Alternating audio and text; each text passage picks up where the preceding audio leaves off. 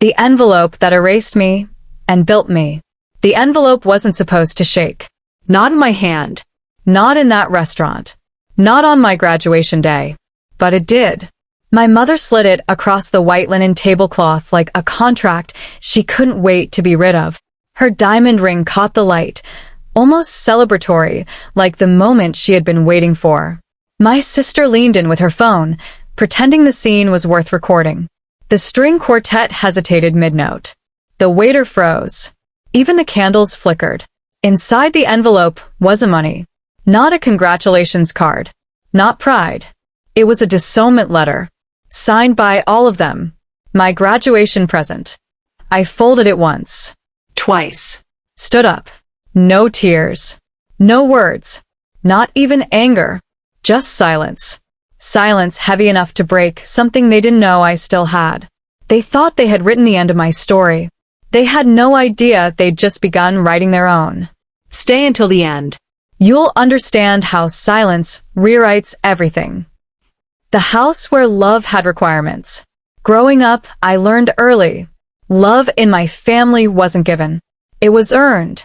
Like bonuses. Like stock dividends. My father, Charles Bennett, treated affection the way he treated markets. Investment, returns, profit. My mother, Diane, measured worth in presence and polish.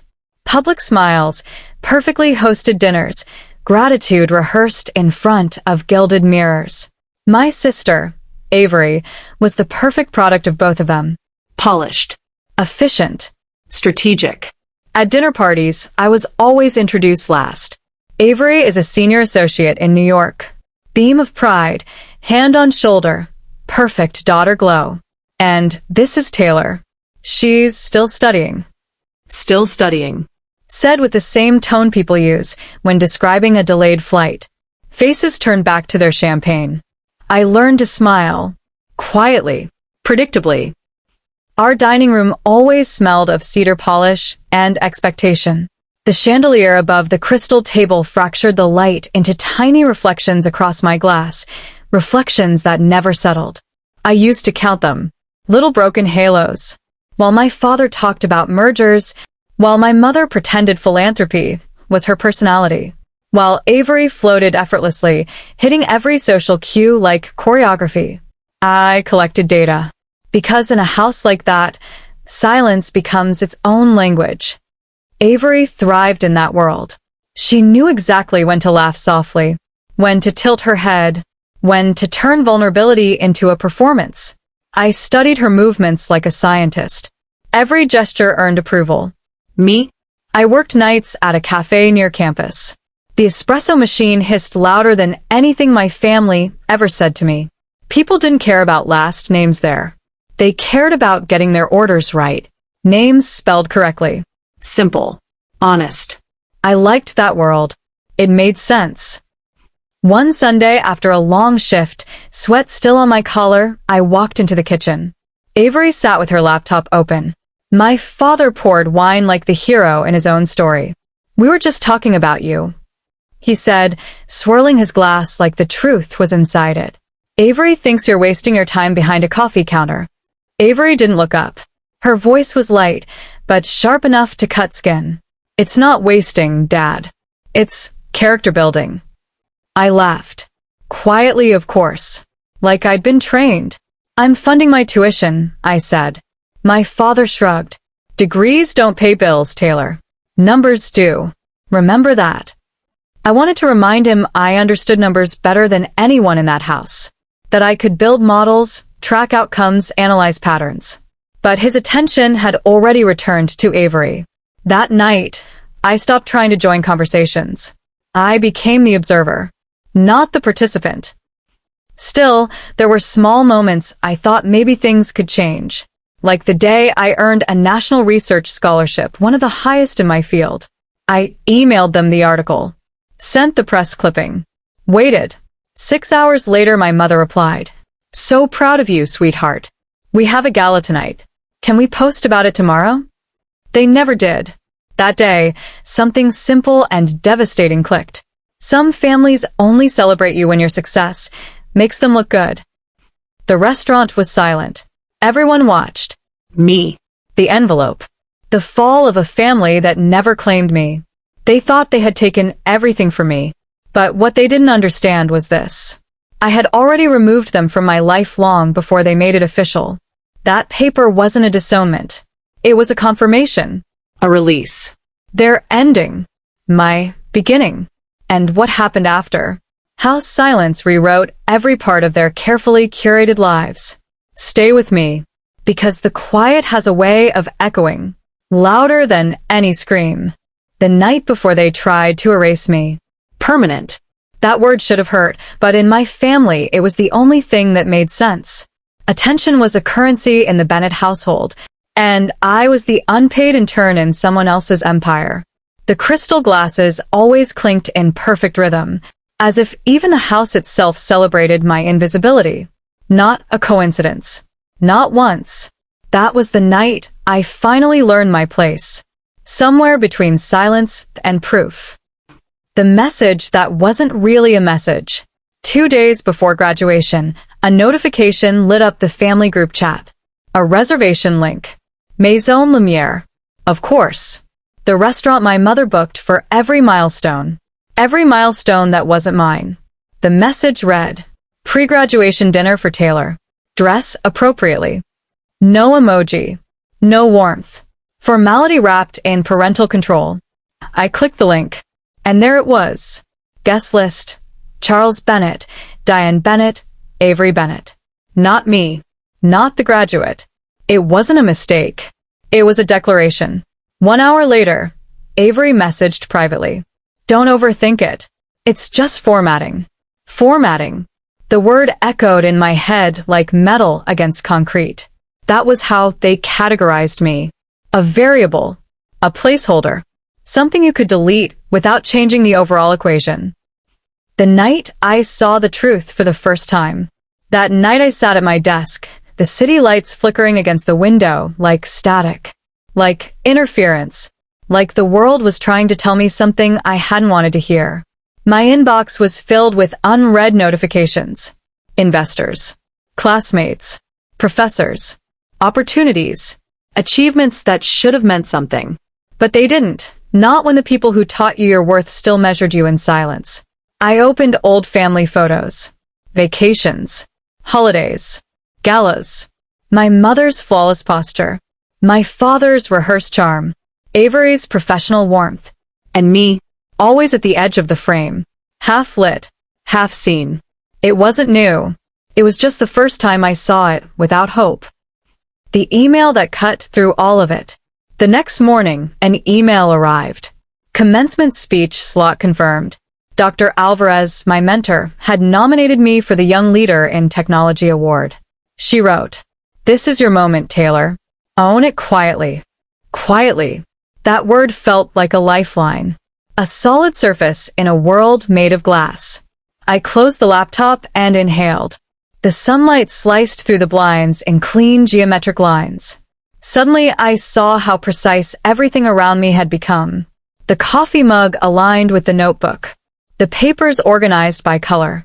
The clock ticking in perfect intervals. My life wasn't chaotic. I just wasn't letting them arrange it anymore. I smiled. One of those small, dangerous smiles you wear when the proof has already been collected. The night before the dinner. Summer rain hammered the city. The windows fogged. The glass trembled with each passing train. Inside, everything was in order. Papers aligned. Screens glowing in soft blue. Coffee brewing. Sharp, grounding, intentional. Each keystroke in rhythm with the rain. Each line of code another quiet act of rebellion. I'd stopped explaining myself months ago. Explanations are for people who want to be understood. Records? Records are for people who intend to be remembered. So I kept records. Scholarship forms. Award letters. Algorithms. Versions. Timestamps. And the project, route flow. What began as a small research assignment had evolved into something real. A data platform that optimized delivery routes for small logistics companies. Ethan handled the analytics. Maya shaped the interface. The barista with an MBA, wrote the core algorithm. Not glamorous. Not flashy. But it worked. Beautifully. The breakthrough came early one morning, long before sunrise. When a simulation sliced fuel costs by the dinner they thought would end me. By the time the simulation cut fuel costs by 12%, I just stared at the screen. Not smiling. Not celebrating. Just breathing in the proof. Tangible. Undeniable. Unarguable. The kind of proof you don't fight with words. You let it speak for you. The day the room listened to me. At the university's startup symposium, route flow wasn't just ready. It was sharp. Precise. Clean. Right before I stepped on stage, Dr. Alvarez touched my arm. You don't need to sell yourself. Let the data speak. And it did. The applause started politely. The kind you give to students so they don't feel crushed. Then it shifted. Deepened. Turned real. That was the first time I heard a room choose me. Among them stood a man in a tailored gray suit, watching me with an intensity one wasn't used to. Nathan Cole, CEO of Northbridge Logistics. He approached me afterward. His tone measured, but his interest undeniable. You built something scalable, he said, studying the graph. But more than that, something fair. Fair. A word I hadn't heard in my direction in years. The offer that changed everything. We met twice more. The third time, he slid a folder across the table. Inside, a letter of intent. Northbridge wanted route flow for $6.2 million, plus a director-level position for me after graduation. I didn't sign immediately. I read every clause, every subline, every asterisk. I needed to be sure that the system built from silence, from coffee breaks and late nights and code written with survival, would stay intact. When I signed, it wasn't triumph. It was balance. A recalibration of a lifelong overdue. The archive of a quiet revolution. After that, I began building an archive. Digital copies. Time-stamped. Encrypted. Transaction receipts. Licensing records. Payment confirmations. A paper trail that didn't just tell a story. It sealed one. The night the final transfer confirmation hit my inbox, I printed the last letter. The sound of the paper sliding from the printer was cleaner, sharper, More satisfying. then applause. Then, for the first time in months, I opened the family group chat. The most recent message was from my mother. A photo of Avery at a law firm gala. Proud doesn't begin to cover it. Of course. I typed one sentence. Graduation dinner confirmed. I'll be there. No emojis. No elaboration. Just a statement. A declaration that they didn't realize had edges. The night everything fell into alignment. Before major moments, I always cleaned. Order wasn't a habit. It was armor. I placed the childhood envelope on my desk. The faded birthday card inside still read, "To my little dreamer." The irony wasn't lost on me. Underneath it, I placed the new documents, ink fresh, paper heavy, legally binding. Midnight arrived quietly. I closed my laptop, poured the last of the coffee, watched the city lights ripple across the river. I thought about dinner, their rehearsed smiles, the cameras, the performance. But for once, I felt no fear. They had their letter, believing it would define me. But I had something stronger. A signed independence, notarized by my own breath. The silence in my apartment felt ceremonial. Sacred. I slept easily. The morning of the end and beginning. I woke before sunrise. The first light touched the silver clip holding my contracts together. I rested my fingers on the paper, just enough to feel grounded. No dressing for them. No costumes. No performances. I dressed for records. Clean blazer. Neutral tones. Hair tied. The kind of look that doesn't beg to be seen, but demands to be remembered. Before leaving, I aligned my coffee cup beside the laptop. Exactly 1 inch from the edge. Order. Proof. Control. I locked the door behind me. Chicago's streets were damp, mirroring the sky. Reflections stretched across the asphalt like quiet warnings. My reflection appeared in a cab window as it passed. Calm. Composed. Recognizable. Finally. The moment before the collision. Maison Lumière glowed ahead of me. Through the glass doors, I could already see the shimmer of chandeliers and the silhouettes of the people who believed. They still had power over my story. My parents, Avery, their world, their rules, their performance. I stood there for a moment, the city humming behind me. The envelope waited in my bag. Not theirs. Mine. The one they didn't know existed. I took a breath and stepped forward. The moment the room stopped breathing, my mother's silhouette was the first thing I saw through the glass.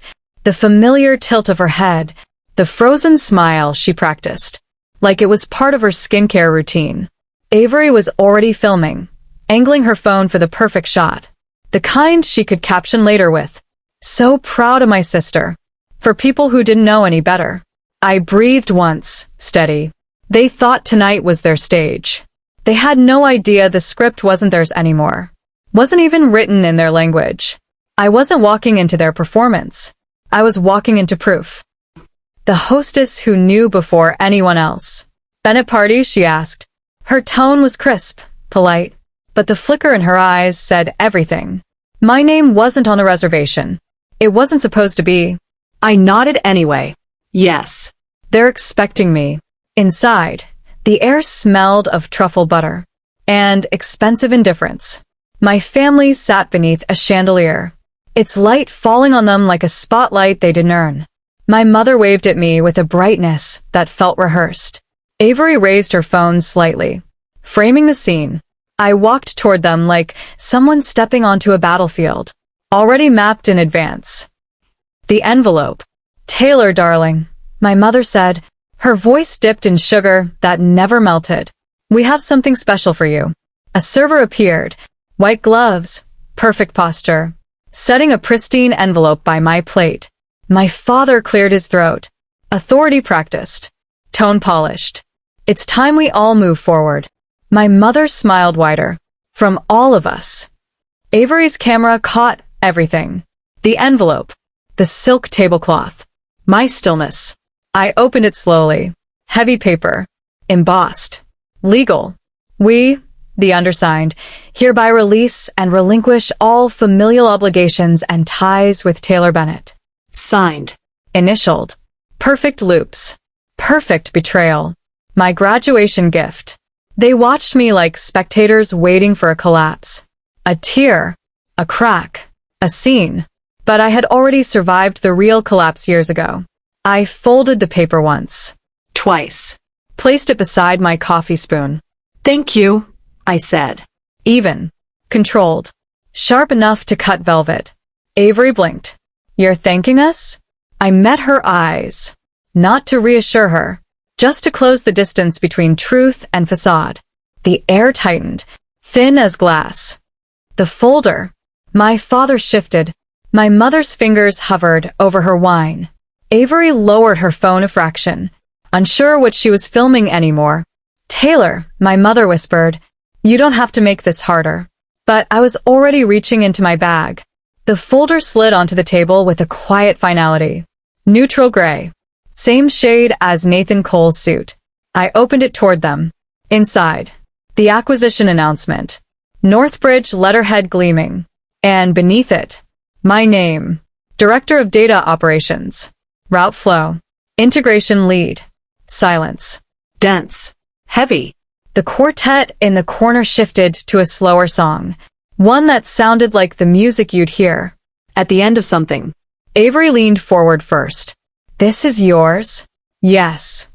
My father frowned, the same frown he used for disappointing quarterly reports. "You sold it." "I built it," I said softly. "Then I sold it." My mother tried to breathe a sentence. Failed halfway. "We didn't know." "I know." Her silence was the most honest thing she'd ever given me. Avery's phone hung useless now. Red light off. Recording over. My father reached for his wine, the glass clicking against marble. A betrayal of the steadiness he pretended to have. I didn't smile, didn't raise my voice. I simply stood. "You can keep the letter," I said, sliding their disownment back across the table. I already have my own. The irony didn't explode. It landed. Quiet. Deadly. Behind me, I heard Avery whisper. Maybe a plea. Maybe a curse. Maybe her first real sentence in months. But I didn't turn back. The exit. At the doorway, the piano softened, like the room was exhaling now that I was leaving. I paused, one hand on the frame. The city lights reflected in the glass, shifting around me, folding into a new silhouette. And in that reflection, I finally saw they were still frozen at that table when I stepped outside, my mother's hand hovering over her wine, Avery's camera dangling limp, my father finally realizing a door had closed. Quietly, irrevocably. They looked small behind that glass wall. Polished. Perfect. Empty. The universe they built. One where I was always the footnote, finally felt too small to hold me. Outside, the air struck me first. Colder than memory, sweeter than release. It tasted like rain waiting to fall, and freedom already here. I didn't rush. Freedom isn't something you run toward. It's something you step into. My phone buzzed. Northbridge updates. Press alerts. Screenshots of headlines. Root flow acquired. New director of data operations named. Taylor Bennett. Every notification was a timestamp. Every timestamp was proof. Every proof was a brick in the new life I had already started building. While they were plotting how to erase me. Funny. They disowned me the same week the world discovered me. The envelope in my hand suddenly felt like old news. A museum piece. Paper and ink pretending to have power. They thought their signatures meant something. But out on that sidewalk, alone under the glow of streetlights and the hum of the city, I realized something. They had abandoned me years before tonight. This letter was just their final confession. Lake Michigan wind hit harder than usual that night, cutting through my coat, scraping everything soft inside me, and leaving only what was necessary. By the time I got home, the sky was turning the color of forgiveness. Pale, reluctant, slow. I dropped the envelope on the counter. Beside it, my framed degree caught the early morning light, casting a thin gold line across their letter. Funny how light always decides what deserves to be seen. Northbridge's offer letter sat on my desk, embossed, crisp, proud. 2 documents. 2 outcomes. One tried to erase me. One ensured I would be remembered. Coffee brewed in the background. Slow, steady, certain. The way survival sounds when it no longer has to apologize. I didn't reread anything. Some wounds don't need reopening. Some truths don't need second confirmation. When my phone vibrated again, I let it ring against the table. Avery. We didn't mean it like that. Can we talk? 3 dots. Disappear. Return. Disappear again. Guilt is loud when it comes too late. I turned the phone face down. Some messages are graves. You don't dig them up. Outside, the city began its ritual. Delivery vans coughing awake. People jogging like they were outrunning yesterday. Trains screeching like they had something honest to say. I opened the window. Let the truth in with the morning. In the glass, my reflection looked like someone I hadn't met before. Not broken. Not fragile. Not trying to earn a seat at a table that had already voted her out. Just whole. Whole in a way silence can only build after years of being weaponized. I picked up the Disownment letter one last time. Folded it. Sharper corners. Cleaner lines. I slid it behind the frame of my degree. Not hidden. Not displayed. Just placed in the right order. Evidence of where I was. Proof of where I'm going. The room exhaled. So did I. Silence, for once, wasn't punishment. It was peace. A peace that sounded nothing like surrender. A peace that sounded like strategy. Families break loudly, with arguments slamming doors. Sharp words thrown like stones. But rebuilding? That happens quietly. Soft as breath. Steady as morning coffee. They wrote me out of their story. But I became the footnote. That rewrote the ending. And if you've ever been the quiet one, the underestimated one, the one whose power ripened in silence, then stay till the end. Because sometimes the calm after the storm isn't the ending. It's the beginning of the part they never saw coming.